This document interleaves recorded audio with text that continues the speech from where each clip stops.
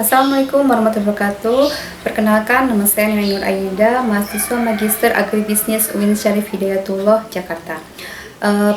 Perkenankanlah, pada kesempatan ini saya menerangkan tentang potensi pengembangan karet khususnya di Indonesia. Karet dengan nama latin Hevea brasiliensis Moll merupakan tanaman tahunan unggulan perkebunan, di mana pemanfaatannya itu dari getah batang pohon yang disadap. Karet ini merupakan polimer dari satuan isoprena atau politerpena yang tersusun dari 5.000 sampai 10.000 satuan dalam rantai tanpa cabang.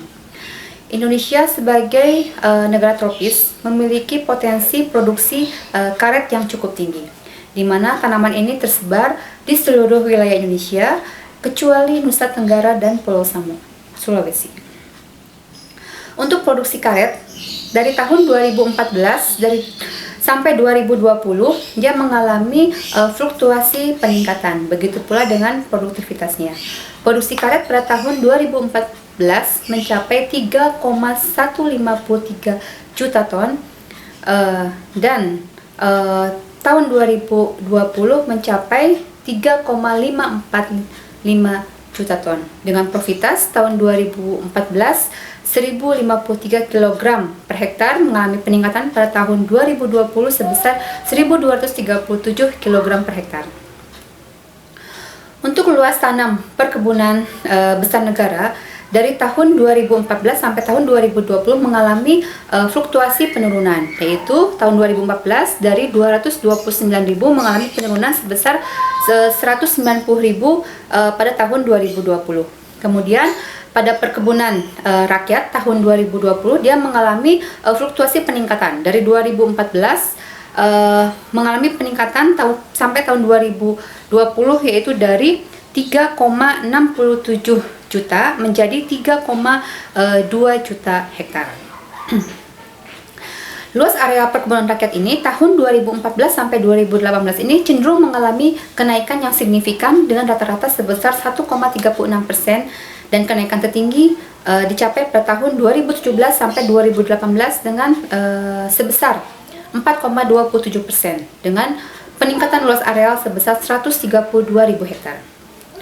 Untuk perkebunan besar swasta mengalami fluktuasi penurunan, yaitu dari 308.000 hektar tahun 2014 menjadi 248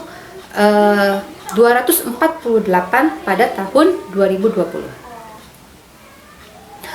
Perkembangan produksi karet setiap tahun mengalami fluktuasi dan kontribusi yang berbeda-beda. Seperti data dari Ditjen Perkebunan bahwa karet sering digunakan sebagai bahan olahan atau bokar, dan di mana wujud tersebut sudah digunakan umum sebagai penjualan dari tingkat petani. Karet dari tahun 2015 sampai 2020 tertinggi yaitu di Provinsi Sumatera Selatan yang menyumbangkan kontribusi sebesar 28,77%, disusul oleh Sumatera Utara sebesar 12%, kemudian Riau sebesar 9% dan Jambi sebesar 8%. Dapat dilihat dalam grafik ini persentase provinsi yang berkontribusi dalam menghasilkan karet di seluruh Indonesia. Dilihat dari beberapa provinsi ini bahwa selama periode 2014 sampai 2020 laju pertumbuhan karet mencapai 1,97%, di mana produktivitas karet pada tahun 2017 dia mencapai angka tertinggi yaitu 1.205 kg per hektar dan mengalami kenaikan tertinggi, dan perkembangannya dibandingkan dengan tahun 2017 mengalami penurunan sebesar 10,61%.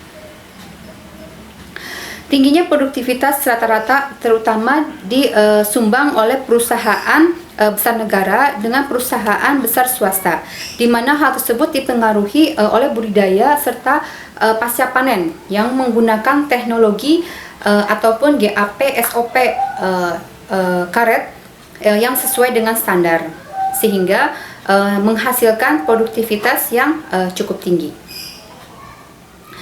Ekspor karet dibagi ke dalam 3 kelompok. Dia mengikuti oleh kode-kode HS yang telah ditentukan.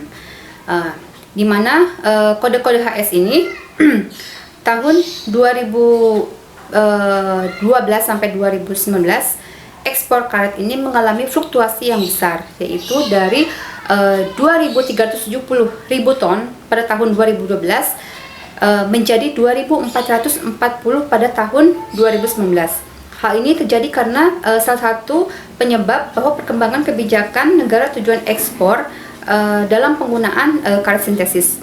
Begitu pula dengan nilai ekspor karet remah pada tahun 2012 sampai 2019, yaitu dari harga 7.626.000 US dollar tahun 2012 menjadi 3.426.000 US dollar. Secara lengkap ekspor remah karet sesuai dengan tujuan negara masing-masing dapat terlihat pada tabel berikut ini. Ekspor karet mengikuti dengan nomor kode HS, yaitu misalkan 411.011 sampai dengan 412.999 dari konsentrat latex sampai kepada berbagai macam bahan baku karet alam. Selain dari bentuk asal, disebutkan bahwa kode HS tersebut diekspor ke negara-negara yang membutuhkan. Ekspor karet remah menurut negara tujuan utama, yaitu pada tahun 2012 sampai 2019 terlihat bahwa negara Amerika Serikat yang mencapai rata-rata sekitar 582.000 ton. Kemudian disusul dengan Jepang sebesar 432.000 ton, kemudian Tiongkok 343.000 ton.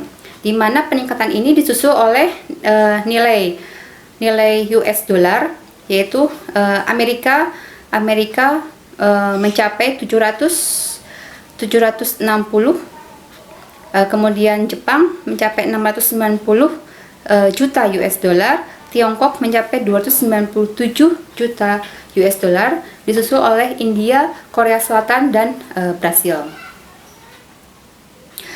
Industri hilir karet Indonesia masih belum menunjukkan banyak perkembangan, di mana rendahnya konsumsi karet secara domestik menyebabkan mengapa Indonesia mengekspor sekitar 85% dari hasil produksi karetnya. Hal ini disebabkan karena terakhir beberapa tahun ini jumlah ekspor yang sedikit menyebabkan adanya peningkatan konsumsi domestik. Sekitar setengah dari karet alam yang digunakan secara domestik oleh industri digunakan untuk manufaktur ban, diikuti oleh sarung tangan karet, kemudian benang karet, alas kaki, ban vulkanisir, sarung tangan medis, dan alat-alat lainnya. Sehingga ekspor agak berkurang. Untuk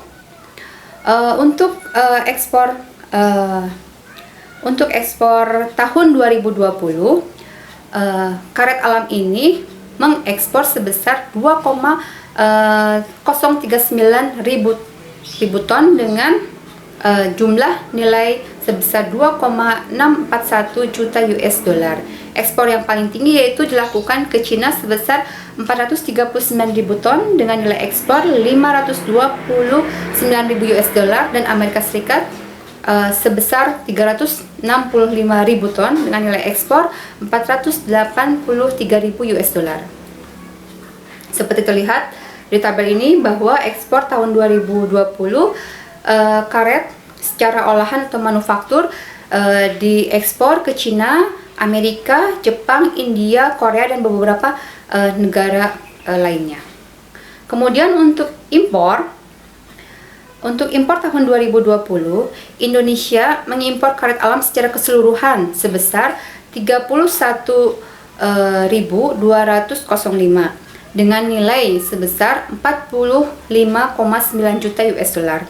Di mana di sini Afrika Barat, yaitu negara Cote d'Ivoire, sebesar 18.463 ton dengan nilai ekspornya 11.842.000 US dollar, dan dari Vietnam dengan nilai impor 5.004 ton dengan nilai impornya 8.619.000 US dollar. Beberapa hal yang menjadi tantangan pasar global untuk karet ini yaitu adanya penggerak utama untuk pasar karet global ini adalah kawasan Asia Pasifik, di mana permintaan karet alam ini akan tumbuh secara kuat. Hal ini tentunya dipimpin oleh negara Cina, di mana Cina ini merupakan konsumen karet yang terkemuka di dunia dan diperkirakan sebesar 40% dari total konsumsi karet pada tahun 2021 itu akan digunakan untuk industri manufaktur ban. Seperti kebanyakan komoditas utama lainnya, harga karet internasional mengalami tekanan mulai dari tahun 2011. Waktu aktivitas ekonomi global lemah yang berdampak positif dan yang berdampak negatif pada industri otomotif serta melimpah pasokan karetnya. Mungkin itu sekilas tentang informasi potensi karet. Semoga karet di Indonesia tetap berjaya terus dan harga dapat meningkat sehingga kesejahteraan petani pun dapat meningkat. Terima kasih. Assalamualaikum warahmatullahi wabarakatuh.